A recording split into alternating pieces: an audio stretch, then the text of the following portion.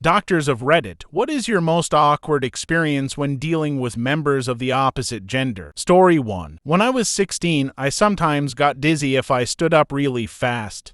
I'm pretty sure this is relatively normal, but my mom thought something was wrong with me. So she took me to the doctor, and he wanted to check for testicular cancer. I had a worried look on my face, because I didn't want an old Asian man feeling my nuts. The doctor saw my face and thought it might console me if he spoke teenager. He said in his Asian accent, "I'm gonna feel up your balls." I felt pretty awkward after that. Story 2. I was the chaperoning nurse, young doc, first week in OB, and was seeing a early pregnancy PT and triage.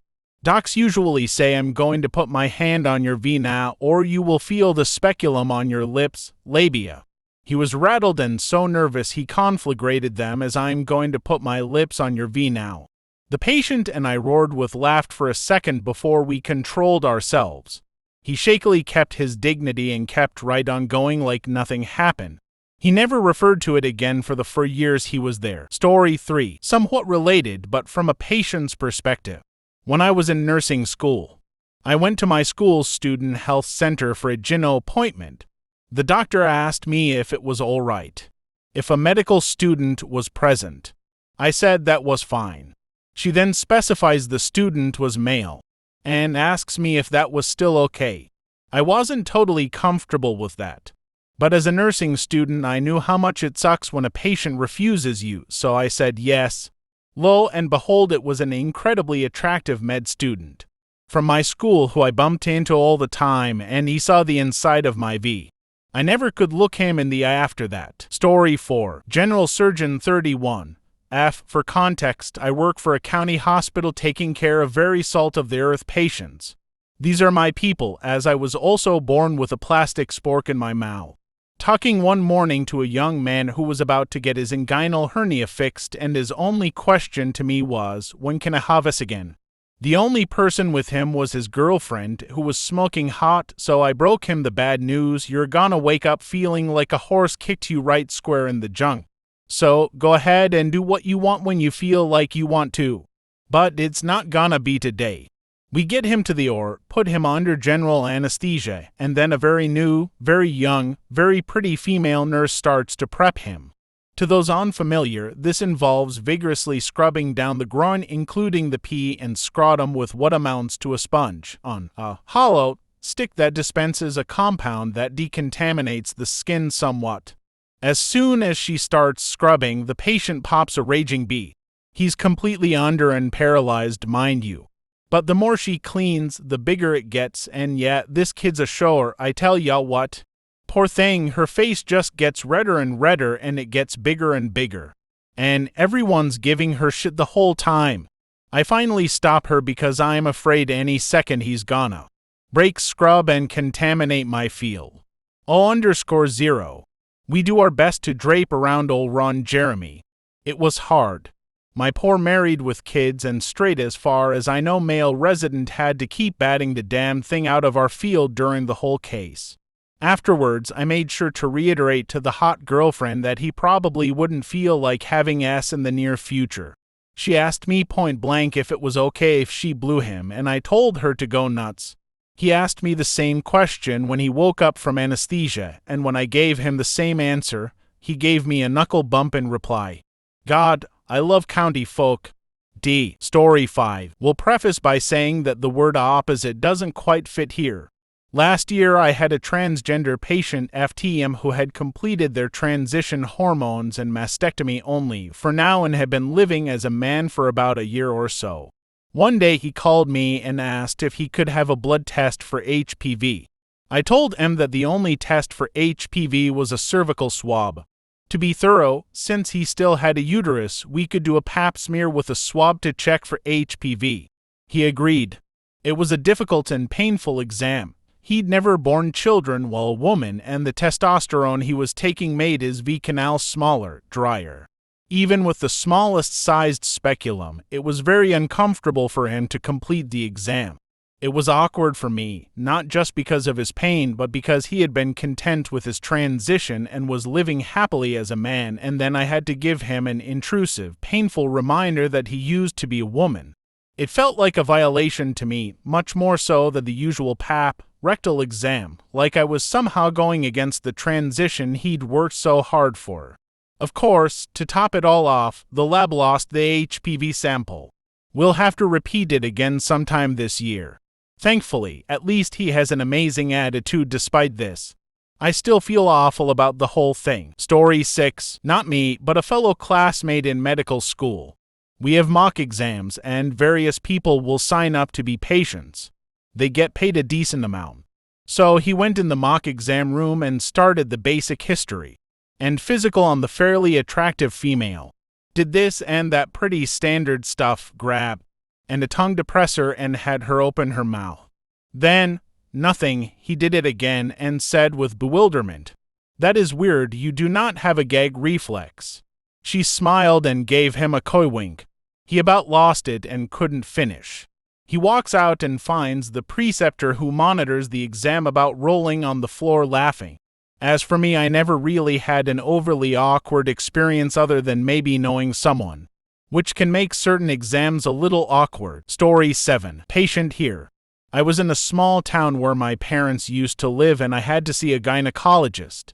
I was worried that I may have had a tampon stuck in my VPSA. That's not physically possible, but I didn't know that at the time. Unfortunately, the only doctor I could see was a friend of my parents. After thoroughly probing and peeking, he informed me that there was nothing wrong. In fact, your V is, for lack of a better word, gorgeous. I've never been so embarrassed. I had to babysit his kids that weekend. Story 8. I had one patient who had made her desire for me very public, but since I treated her entire family, I decided not to kick her out and continue to remain professional. In the midst of a bipolar mania, she kept complaining of female issues. During her pelvic exam, I happened to look up and I saw a gigantic smile on her face. After the exam, in the hallway in front of a few residents, she said, "If you weren't my doctor, I'd F your brains out." Perhaps I should have mentioned this earlier, but she was the only woman I've ever met who was a 0-tenths. She's the only patient who made me question my heterosexuality. Story 9. Third year of medical school on my family medicine rotation, which I'm doing on my med school's campus academic health center. Electronic medical record shows 24-year-old with chief complaint of cough, so I go in to interview her. Where it comes to light, she's really there for VHing. Finish up the interview and tell her I'm going to grab my attending for the pelvic exam. My attending tells me she'll let me do the pelvic if the patient consents. I had already done OB again at this point and was quite comfortable with it, but we both agree I'd likely get asked to leave the room altogether.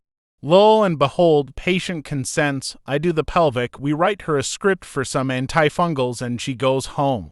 2 days later, I'm teaching a small group of first-year students how to perform an abdominal physical exam. Teaching is a requirement of the family medicine rotation when, during introductions, I come face-to-face with my patient who never mentioned she was a first-year student. We both play it off really cool at first, but during the session, her partner asks me to show him how to do an inguinal femoral hernia examination on a female patient, aka his partner. While I'm doing my exam, she breaks out in hysterical laughter, which causes me to lose it and start laughing at the absurdity of the situation as well. She played it off like she was ticklish, and I said something stupid like I thought of something funny, don't mind me. 2 weeks later, she returns to the clinic for a follow-up and I go see her. We talk for a while about how she's feeling, how awkward our second meeting was, and then just shoot the shit for a bit when she goes, "So when are you going to take me out to dinner?"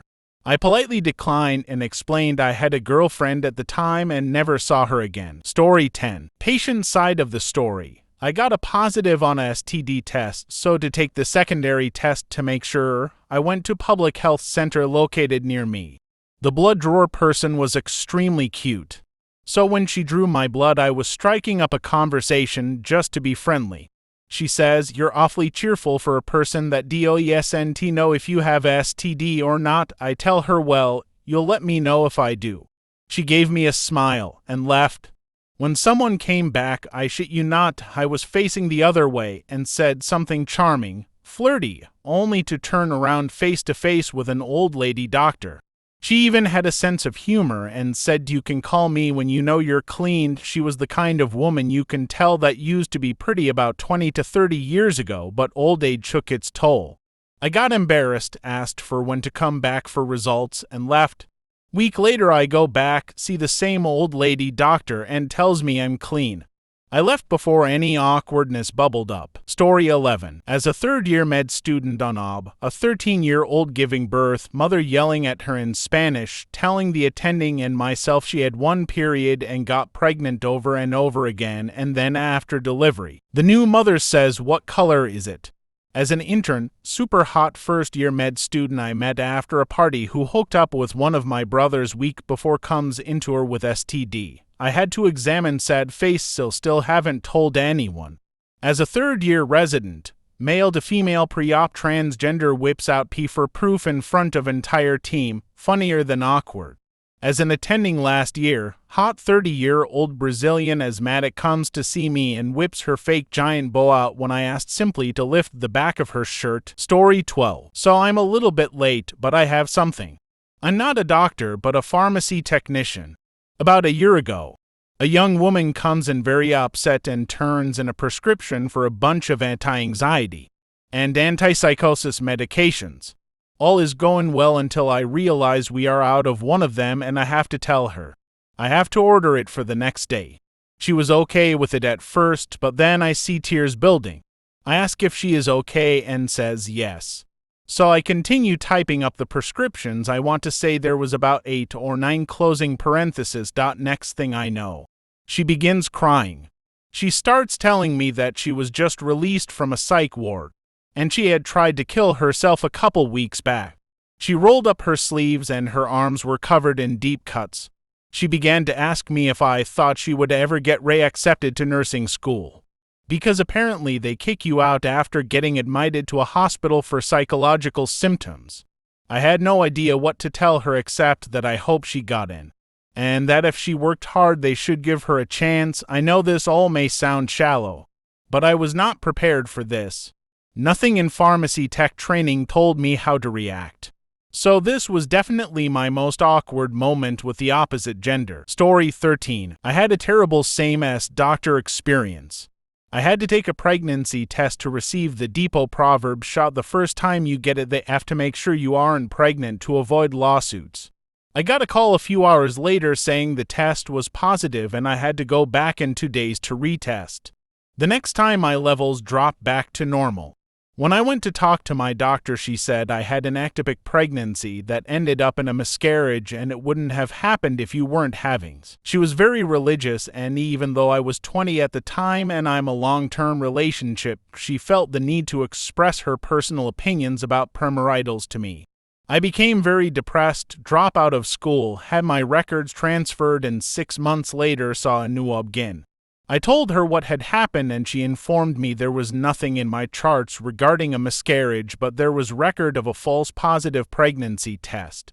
Long story short, my doctor told me I had a miscarriage. I dropped out of school due to depression because of it. Find out 6 months later she lied to scare me out of having sex and it was a mistake, false positive. Story 14. One of my friends was getting a physical for a high school sport, I believe, and when it came time for them to check his gonads, the doctor says cough, but apparently my friend thought he said hop. So here my friend is standing there. The doctor has my friend's boys in hand and my friend hops. Said it was the most embarrassing moment of his life. Story 15. Kind of unrelated, but one time my uncle was in the hospital for a few days and he had to give them a urine sample each morning. The last day, however, he was told by a nurse that he didn't need one. So he filled up the cup with apple juice and waited for his doctor. The doctor came in and saw the cup and told him he didn't need to pee in the cup that day. My uncle just shrugged and drank the cup. The doctor stood there speechless until my uncle and the nurse next to him burst out laughing. Story 16. I was a senior resident supervising to interns on an overnight shift. For reasons that are beyond me, I got a call at 10 a.m. from the psych ward about a female patient with a bowel impaction. that apparently could not wait until the morning. For the non-medical, a fecal impaction is a solid, immobile bulk of human feces that can develop in the rectum as a result of chronic constipation. Instinctively, I told one of the interns to head over there right away. However, he poo-pooed the suggestion, so to speak. I offered him a deal, if he did all the write-up, and orders for the next to patients I would take care of the bowel impaction. I thought he would at least take some time to weigh out his options, or try to renegotiate, but there was zero hesitation. Story 17. Realizing I got the bum end of the deal with the other female intern at my side, I headed down to perform a disimpaction. The nurses had prepared the young woman in the fetal position along with a pair of gloves, some lube, and a large disposable cloth for the discarded waste. Without further ado, I lubed up my fingers and dove right in, pulling out huge chunks of stool from this woman. Usually, I can overcome these situations by breathing through my mouth. However, in this instance, smell had transcended into taste and I might as well have been licking my fingers for lubrication. My mind began to wander. With each clump of rancid clay stool I added to the pile, I grew more demoralized. It was Saturday night, my friends were out partying, and I was literally up to my wrist in shit. Around the fifth or sixth swipe, my FML moment disintegrated into a high-pitched scream of wrong hole that echoed through the unit. I wish I could say I had switched hands before that moment, but alas, my shitty fingers had inadvertently traversed her most sacred orifice.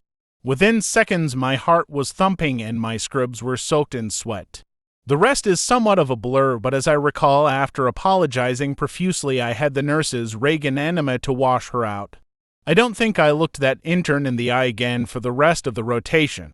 I can't remember what the patient had been hospitalized with, but I am sure we both had post-traumatic stress disorder after that.